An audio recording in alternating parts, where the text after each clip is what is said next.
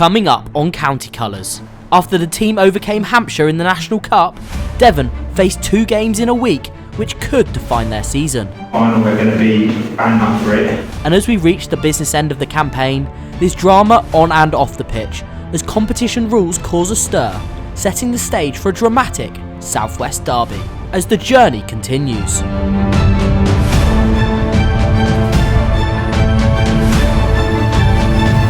This is Team Football.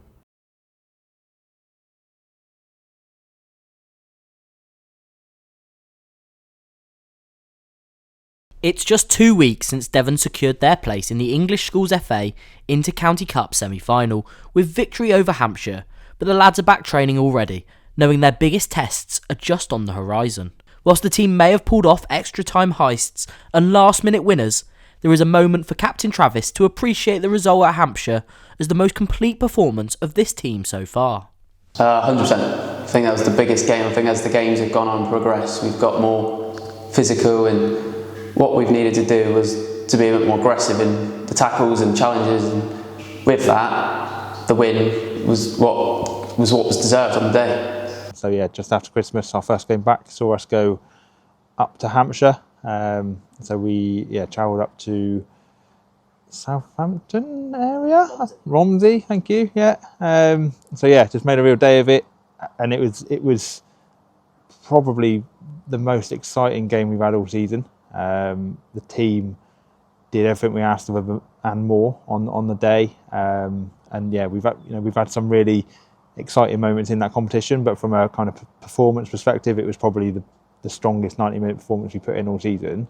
Well, we still had 10 minutes left, so emotions were high, but ultimately there was still a job to do. With 10 minutes left, we could have went 4-3 down, but with the group we had and defenders and Macca and behind the sticks, we knew it was going to be comfortable, but in order to do that we had to stay compact and defend properly, which we did. With County FA games against Somerset and Cornwall FA cancelled due to the Great British weather, the team's next game will be the National Cup semi-final against defending champions Essex.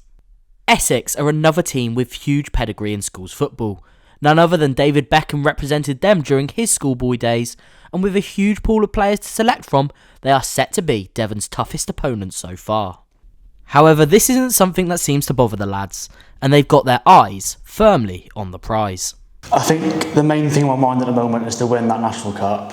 I think that's the biggest thing that I'm focusing on right now, is just pushing on to the final, winning the final. I mean, obviously very good, but I think we can go all the way, so get this semi-final out of the way and then go through to the finals.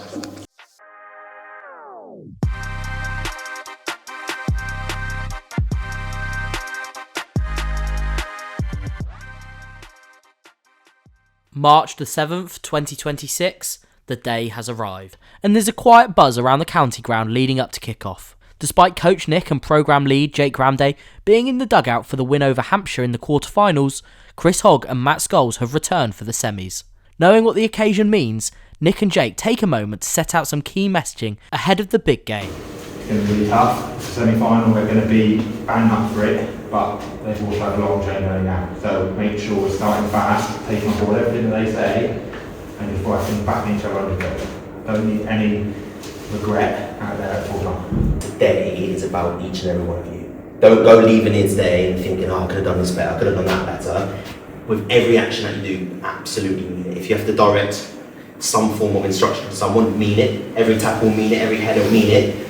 Or there's no second chances. Devon are potentially just 80 minutes away from what would be a first English Schools FA final for Devon's boys since they won the competition 18 years ago. The 2008 title was a third consecutive win in the competition, and it capped off a golden period for football in Devon. They would also follow in the footsteps of the under-16 girls squad, who reached the final in 2025 and are targeting further success this season. Travis and the team know it's going to be a huge challenge against Essex, but lining up as they did against Hampshire in the quarter-finals, it's a challenge the squad will embrace.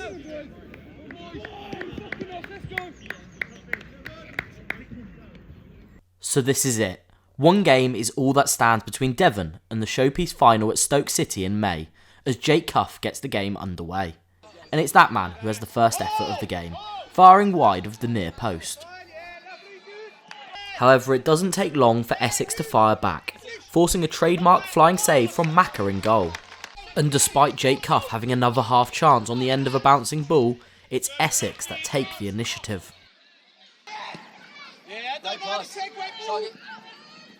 Shoulders! Touch and finish!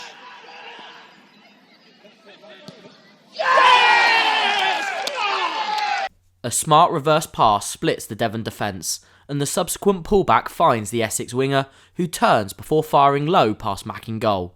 It's a nightmare start for Devon. For the first time in this National Cup campaign, Devon are truly backs to the wall. Wave after wave of Essex attack leaves the team scrambling to make a clearance. And if it wasn't for Mack in goal, Essex could quite easily have had a second, with another diving save denying their forward. I think with that, it's always difficult, isn't it? You don't know whether it's kind of like the nerves potentially. It's almost that trade-off between, I've just talked about the occasion and how we're trying to make it special and memorable, and actually, is that always the best thing to do? Because it could increase pressure. It can increase and make it feel a bigger game than it needs to be. For example, it might sound a little bit strange, but I guess it's just you want to get that balance right. Full credit to Essex. They'd had a bit of a horrible train journey down for a lot of the boys, and yet they started like a house on fire, which probably caught us a bit off guard, if I'm honest. Essex continued to pour forward, hoping to kill the game before it's barely begun. Whether they're working a short corner or shooting from range, this is the most pressure Devon have been under since the season began, and it's come at the biggest stage of all. Despite spending most of the half watching the ball come straight back at them, Devon somehow only find themselves 1-0 down, and they even have the last opportunity of the half. Yet again, Jake Cuff finds himself in behind the Essex defence, but his cross-come shot evades absolutely everyone, and the half ends with Essex holding their advantage. Devon have 40 minutes to somehow find a way back into the game and overcome their opponents. However, the second half starts in almost the worst possible way. Attempting to play out from the back, Devon give it away, leading to yet another unnecessary opportunity. Ultimately, Essex fire wide of the goal, but that should have been something of a wake-up call, with time ticking by for Devon to get back into the game.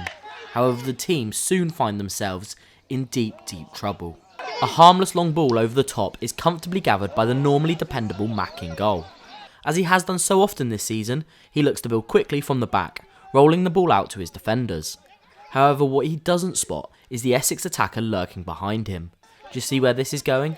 The Essex player blocks Mack's throw, allowing the visitors to nip in, and after knocking it around, far into the basically unguarded net.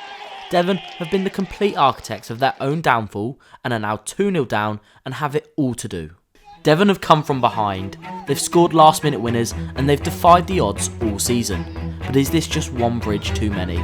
Well, if there's something we all know, it's never that simple.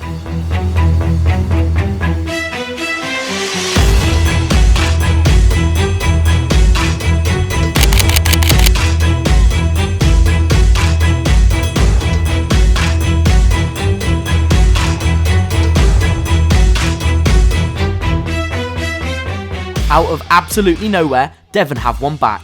Jake Cuff spins his defender, leaving him in a heap on the floor, before crossing the ball into the area for Jack Brown to leap into the air and guide a finish into the back of the net. Devon have one back, and it's game on.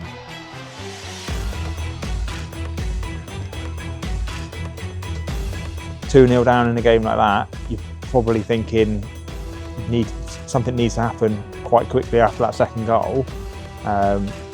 Otherwise, the game just kind of peters out. It might end up 3-0, 4-0. But it was almost like something ticked within the group. You could sense a little bit in the dugout with the subs as well, because as soon as it went 2-0, you start to see people like, right, okay, I'm going to start getting myself ready in case I'm needed at this point. If there's anything we've learned about this season, is that you never write off this group of players. And they finally have a route back into this game. But they couldn't, could they?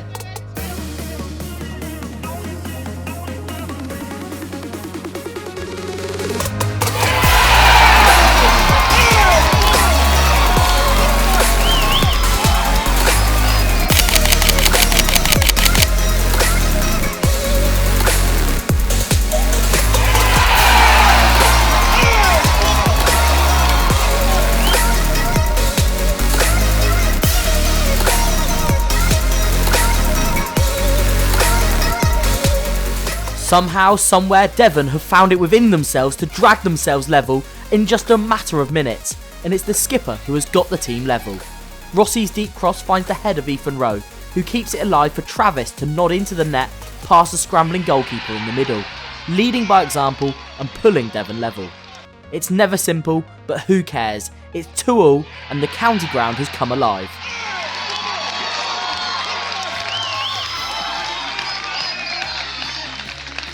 Boys on the pitch, like, full credit to them, managed to make it 2-1 within probably 5-6 minutes of going 2-0 down, and then again another 2-3 minutes after that it's 2-2. Football's a game of momentum.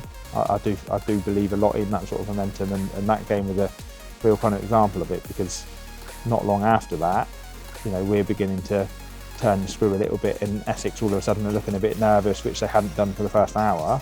Big players score big goals in the biggest of moments, and there's none bigger than the goal Captain Travis has just scored. For a player who said himself he doesn't score that many goals, he's certainly making a habit of it. But for Nick, Travis's impact is far bigger than it appears on the surface.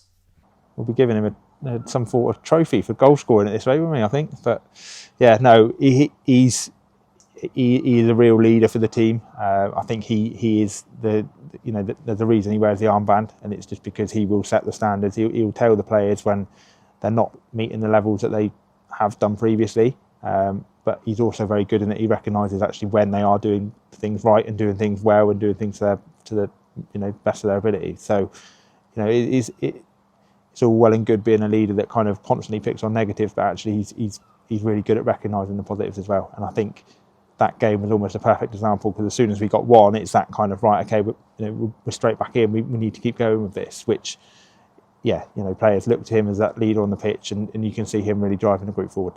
Despite going 2 goals down, somehow it's all square. Led by the skipper, there's been a sense of belief and togetherness in this squad from day one, which has only gotten stronger through the moments they've experienced as a team. It's what we expected from everyone since day one, when Scholesy and Oggy drilled it into us that if we ain't going to be here together as one team and be collective and be together in the hard and tough moments, then what's the point of being here? And just like that, the game has flipped on its head, and Devon are indeed turning the screw. But with time ticking away, chances are hard to come by for both teams. First, Jake Stagg fires a free kick goalwards before Jake Cuff tries his luck from a dead ball. However, as chances slip by, extra time looks inevitable.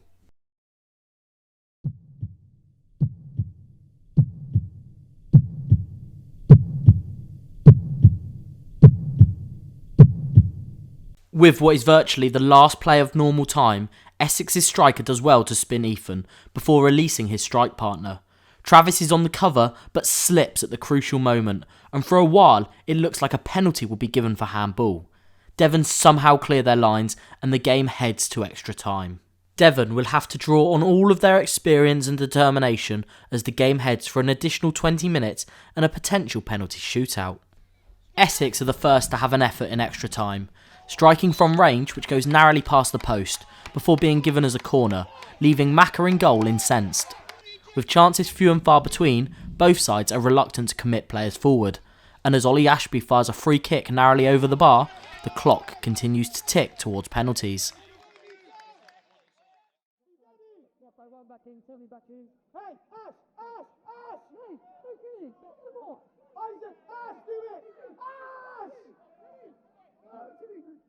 I don't want to help you.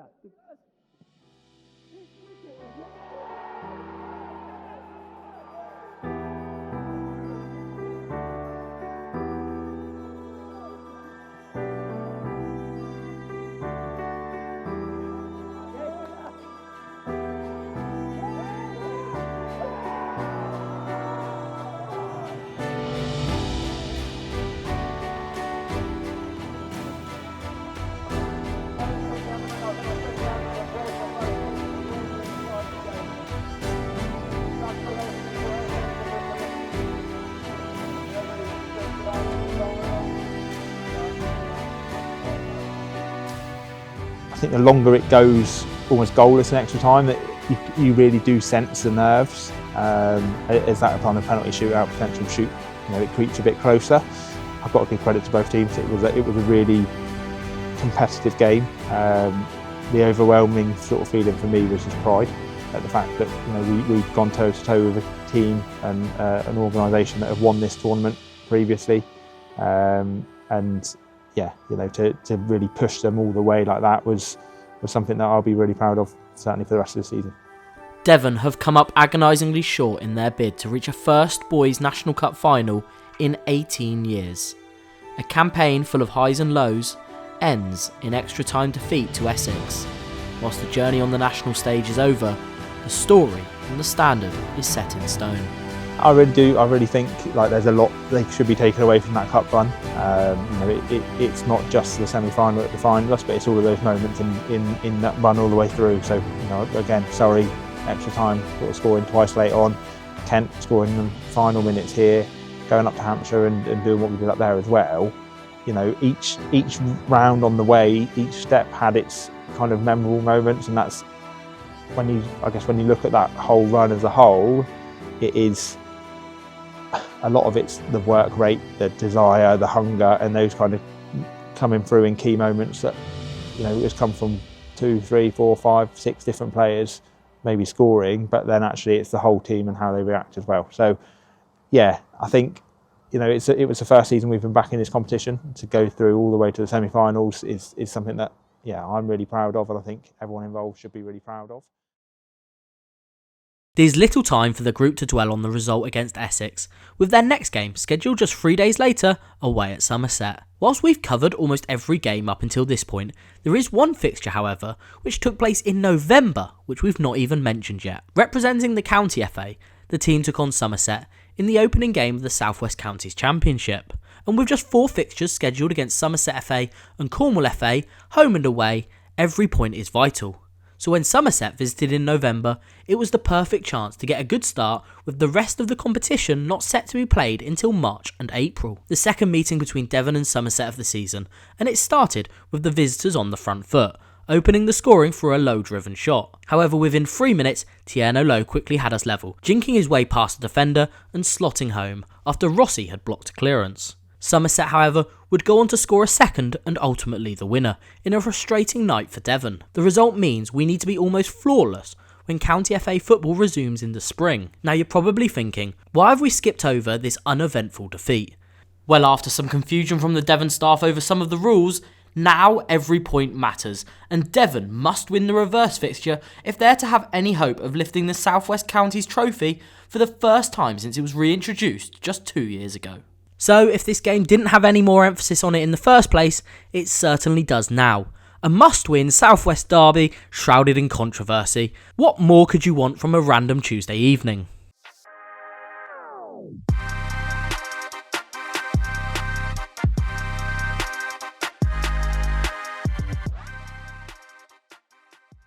On a cold, dark, windy night in Middlesoy, Devon know 3 points is a must if they're to have any hope in this competition. On a slow bobbly pitch, it's a game of attrition early doors. And wouldn't you know it, with 30 minutes played, another defensive mix-up just sets the team back. An aimless long ball from their keeper gets caught in the wind, and after a mix-up between Ollie, Isaac and Mac, their striker nips in to poke the visitors in front. The first shot of the game has resulted in a very avoidable goal. So, here we go again. Devon with it all to do, and it's all their own making. And no matter how much they try, the team can't quite get to grips with the conditions and need a fantastic one-on-one save from Mac in goal to keep the score at 1-0. With Devon struggling to find a foothold in the game, now seems like a good time to introduce you to one of our unsung heroes on this journey. My name is Miko. I play centre mid or sometimes left wing, and also play for Torquay United and Buckland. I'd say I'm quite a dribbler. I like to get at people, beat them one-on-one, but I'd say I'm quite a workhorse as well. I like to tackle, defend one-on-ones as well. Probably started with my stepdad when I was really young. Obviously got me into football, started trying to get me trials at some teams, and his mate used to coach Torquay United, and then that obviously led to a trial and started from there. I think it's been really good. Obviously the management that we've been under, it's obviously something different that I'm used to. It's more organised, there's a lot more teamwork, it's more like, there's a lot more passion for the game. Back to the game, and with Devon up against it, questions are now being asked about whether the squad can do it on a cold windy night in Somerset? And Miko is the first to attempt to answer that question, flashing a shot narrowly over the bar. If there's one thing we know about this team, it's that they won't give up, and that half chance at the end of the 40 might just be a glimpse into what's to come. However, Devon do rely on another one-on-one save from Max Stokes before the end of the half. However, they finish it on the front foot, Jake Stagg firing his effort into the gloves of the keeper. All of this means it remains 1-0 to Somerset at the break, setting up arguably the biggest half of football for this squad this season. Devon have just 40 minutes to keep their hopes alive in the South West Counties Championship. Have the team got it within them to come from behind again? Needing a fast start, Devon deliver the opposite. More sloppy defending allows Somerset to ping one off the top of the crossbar, leaving Devon at 6s and 7s. This is arguably the worst Devon have played all season. However, just when they need to find that spirit that has driven them on all season, they somehow find an extra gear.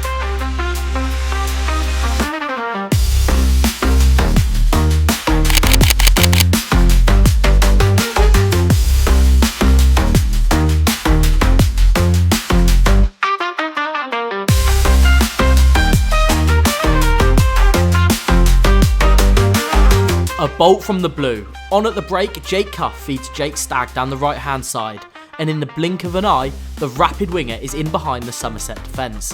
He breezes past the last defender and coolly slots it home past the GK, and just like that, Devon are level at Middlezoy.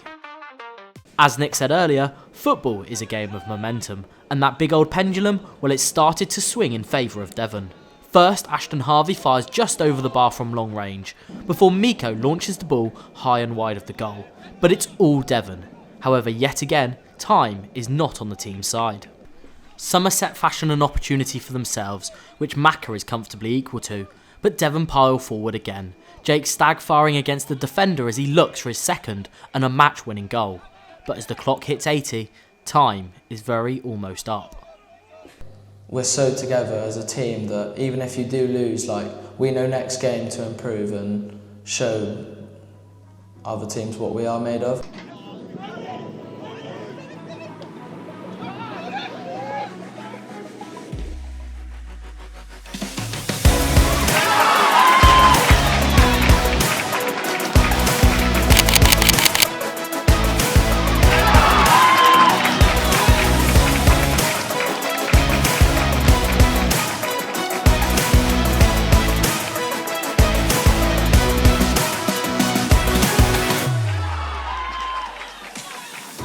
T has the ball out wide. He gives it to Ellis, who delightfully spins his opponent. He plays a through ball. Rossi's on the end of it. Miko gives him a shout. Miko's in. Miko scores. It's 2-1 Devon. Injury time, extra time, whatever you want to call it. This time, it's Devon's time, and it's Miko Piasecki who's fired Devon to 3 vital points. Heartbreak just days ago turns to absolute delirium in Somerset. I was just full of emotion. I was just really happy. I thought, I had to prove myself, and I got put right wing in the last 5 minutes. Beautiful ball from Ellis, got put through. Thankfully Rossi didn't steal it, and then scored, and just the pure emotion, everyone started running to me, do you know what I mean? It was just a good moment. What are you shouting at Rossi as you're running towards goal? No, I shouted to him, leave it, leave it, leave it, because I knew Rossi is the person who would steal it off of me, and thankfully he did not touch it, which was obviously the right idea. So really pleased for him. It's not the first time, like you say, he's been around the squad. He's been in and around matches as well where he's come on and made a difference. And actually, there's been a couple of games this side of Christmas where he's made massive telling differences. Hampshire, for example, where he came off the bench and was able to nick the ball high for our winner. That Somerset game was a real kind of testament to him. The confidence for him in the last minute to then kind of tell one of his teammates to get out of the way and let him get that shot off, and then he's obviously found the far corner as well. That good on him, because that does take a lot of courage to actually kind of take control of that situation. Not all players would do that. We already knew this group had bags of determination, but to drag themselves back from the heartbreak of just days ago is something else. Ellis Williams finds a defence-splitting pass. Rossi looks set to run onto it, but gets a shout from Miko to leave it. before the midfielder finds an inch-perfect finish to make the score 2-1 and surely settle 3 vital points for Devon. It's a feeling that if you could bottle that kind of feeling, you'd be a millionaire, because it is just that nice adrenaline rush that it gives you. And again, you see the celebrations from all the players there, even the parents who we thank for making the journey up. It's, that's quite a trek on a Tuesday night, but we had a lot of support from parents again up there, and yeah, you could just see what it meant to everyone involved. With the clock on Devon's side this time, Somerset is still able to force Macca into something of a camera save as he tips a free kick over the bar. But when the final whistle does eventually sound, Devon can breathe a mighty sigh of relief, but also be incredibly proud after what's been a rollercoaster few days. I mean, in this next game, just forget about that when we go again, start fresh. The group we created from first day in Surrey, when it was you, Nick, Jake, Scholesy and Oggy. It was how are we going to, as a team, together, it was how are we going to be the best versions of ourselves, and if we do that, how far can we actually get, which led us to the semi-finals of a National Cup, coming just short of getting into the final. Obviously, losing isn't what you want, but I think we're so together as a team that even if you do lose, we know next game to improve and show other teams what we are made of.